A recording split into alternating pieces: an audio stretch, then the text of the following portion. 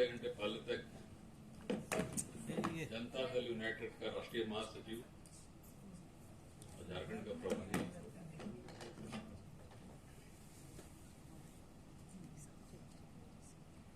11 बजे मैंने राष्ट्रीय अध्यक्ष को अपना इस्तीफा यहां से भेजा है।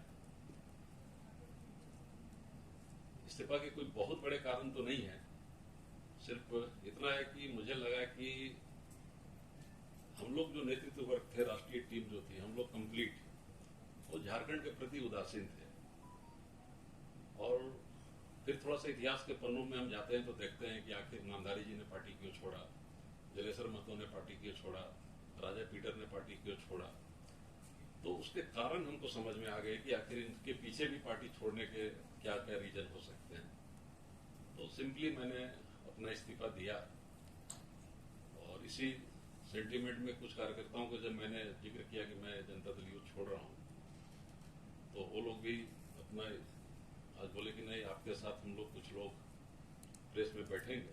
मैं परिचय करा देना चाहता हूं, आप शमीम अंसारी जी हैं और आप राष्ट्रीय परिषद के सदस्य हैं और प्रदेश के महासचिव हैं। अब जीवेश सिंह सोलंकी जी हैं, आप प्रदेश के महासचिव हैं। आप मोहम्मद सनाउल्लाह अंसारी हैं, आप प्रदेश के सचिव हैं। और रमेश सिंह जी हैं, आप प्रदेश के कोषाध्यक्ष हैं। आज मैं कुछ लोगों से बोला कि मैं पार्टी छोड़ रहा हूं, तो कुछ लोग बोला कि नहीं, आप जब छोड़ेंगे तो हम लोग ही पार्टी छोड़ेंगे।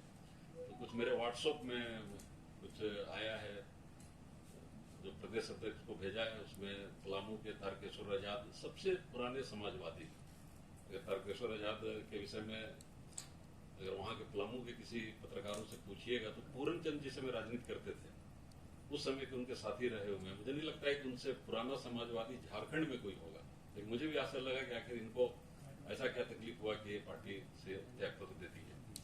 फिर वहीं के थे प्रदेश कार्य समिति के सदस्य राणा मनोज सिंह, उन्होंने भी अपना त्यागपत्र भेजा है।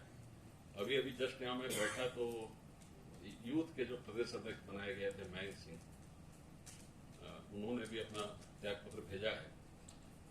और कुछ लोग बोले कि नहीं, एक बार आपके साथ बैठना चाहते हैं।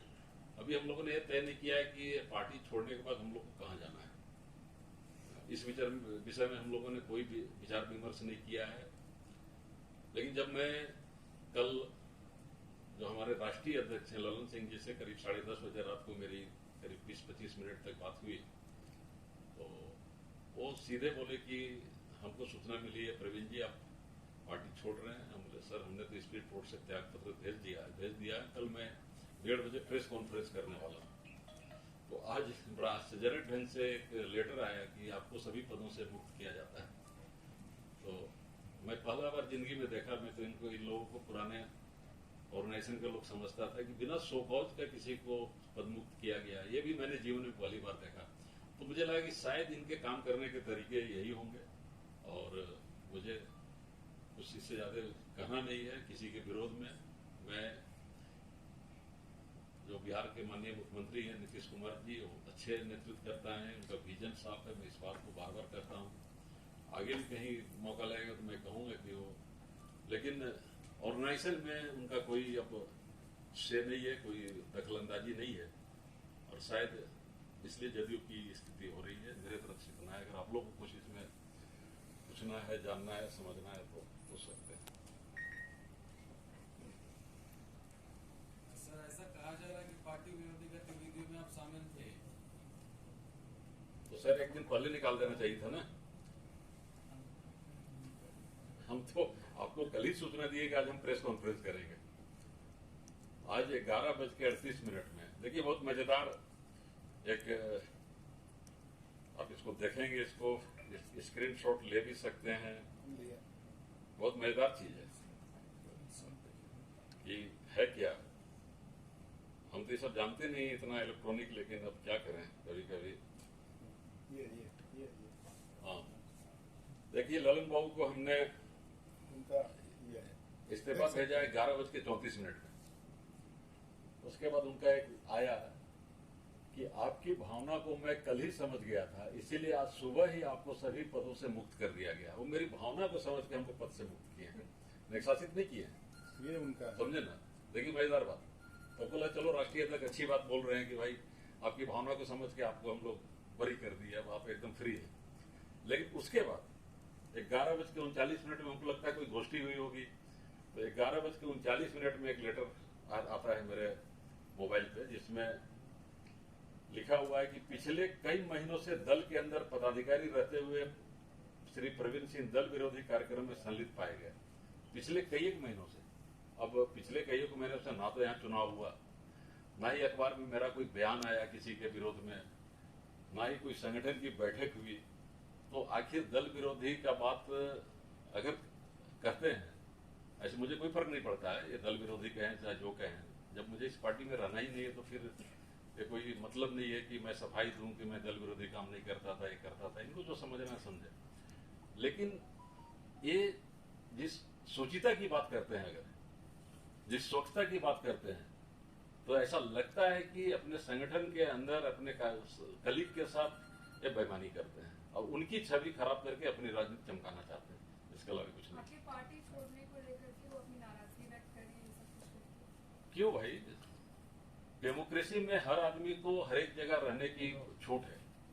और मैं एक उदाहरण बताता हूं कि मैं जेबीएम में था, जेबीएम में महासचिव था, मेरी कुछ खटपट हुई जब माननीय श्री बाबूलाल मरांडी जी से, तो मैं एक दिन पहले जाके उनको कहा कि सर मैं अब आपके साथ काम नहीं कर सकता, मैं पार्टी छोड़ रहा हूँ। लेकिन उनमें कुछ सोचीता तो थी, उन्होंने तुरंत लेटर नहीं दिया, जब एक दिन पहले मैंने कहा। और मजेदार बात है कि मेरा प्रेस कॉन्फ्रेंस भी उन्हीं के प्रवक्ता सरोज सिंह ऑर्गेनाइज किए। उस दिन मेरे साथ जेबीएम के कुछ लोग थे, उनको लग रहा था किस विषय में, जब उनको बोला मैं पार्टी से त्यागपत्र देने के लिए बैठा हुआ यहाँ पर, तब सब भाग गए। उन्होंने बोले अरे हम लोग को नहीं देना। तो कहीं ना कहीं सुचिता थी ना भाई, नाराजगी कौन सी का। डेमोक्रेसी में हम जीते हैं, डेमोक्रेसी में हम कहते हैं कि हम आजाद देश के नागरिक हैं, आजाद हैं। तो हर आदमी को अपने आइडियोलॉजी के हिसाब से, अपने तर्क के हिसाब से, अपने दिमाग के हिसाब से किसी न किसी राजनीतिक दल को चुनने का अधिकार है। जिस तरह से एक वोटर को वोट देने का अधिकार है, उस तरह से कार्यकर्ताओं को भी अपना अधिकार है। हाँ, दल में रहते हुए अगर कोई आदमी गलत काम कर रहा है, पार्टी के विरोध में कुछ बोल रहा है, तो वह दल विरोधी होता है। आगे किस पार्टी को ज्वाइन करने के बारे में सोच रहे हैं? अभी मैंने बहुत आग्रह पूर्वक हम कहना चाहेंगे कि देखिए हमारा एक बहुत बड़ा कुनबा है, और जदयू में जब हम आए थे तो हमारा कुनबा भी नाराज था, आपको हम बताते हैं।